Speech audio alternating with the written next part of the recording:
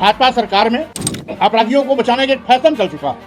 उल्टा पीड़िता और पीड़िता के परिवार पर तोहमत जड़ने की कोशिश में मेरठ की पुलिस लगी हुई है।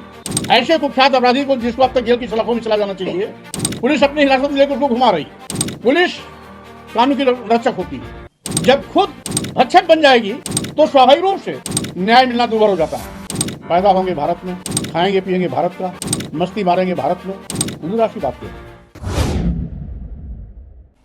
उत्तर प्रदेश में अपराधों की बाढ़ सी आ गई है। मुख्यमंत्री योगी आदित्यनाथ जी के जीरो टॉलरेंस की टाइम फिक्स हो गई है। पूरे प्रदेश में केवल जंगल राज का बोलबाला है। अभी अभी मेरठ की घटना 5 दिन होने के बाद भी पुलिस अपराधियों को बचाने में लगी है।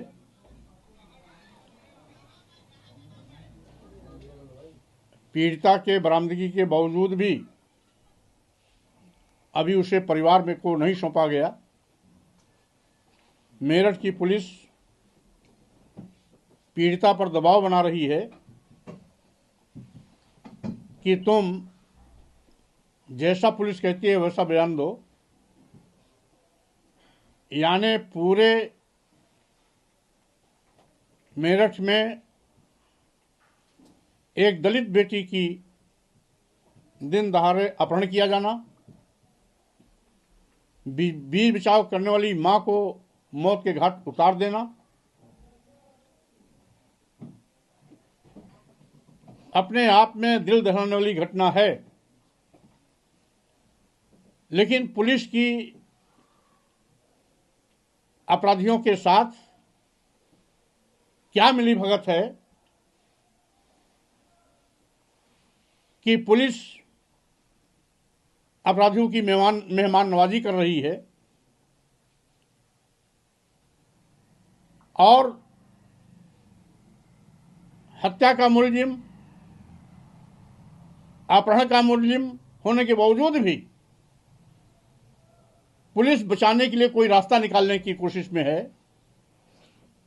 और यही कारण है कि पीड़िता पर दबाव बना करके मनचाहा बयान दिलाने के कोशिश कर रही है, जिसकी मैं घोर निंदा करता हूं। साथ ही साथ आज भाजपा सरकार में अपराधियों को बचाने का एक फैशन चल चुका है। जिस तरीके से कुछ दिन पहले कौशाम्बी में 6 साल की बच्ची की बलात्कार की पीड़िता पाल समाज की बेटी के अपराधियों को बचाने के लिए भाजपा सरकार ने प्रयास किया। नतीजा था कि अपराधी जेल से बाहर आ गया और पीड़िता के पिता, चाचा तथा एक अन्य रिश्तेदार को जेल भेज दिया गया। उसी प्रकार से कुछ मेरठ की घटना में भी खेल खेलने की कोशिश की जा रही है। उल्टा पीड़िता और पीड़िता के परिवार पर तोहमत जड़ने की कोशिश में मेरठ की पुलिस लगी हुई है।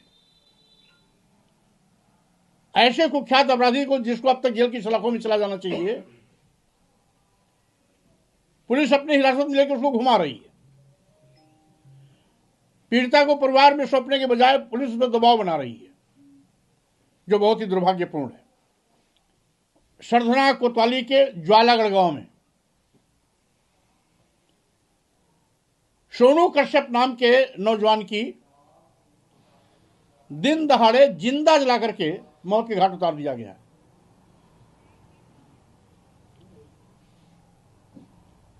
अपराध है कि रुकने के नाम नहीं ले रहा है। माननीय मुख्यमंत्री जी हैं कि अपराध को स्वीकार नहीं कर रहे हैं। एक रटी रटाई भाषा जीरो टॉलरेंस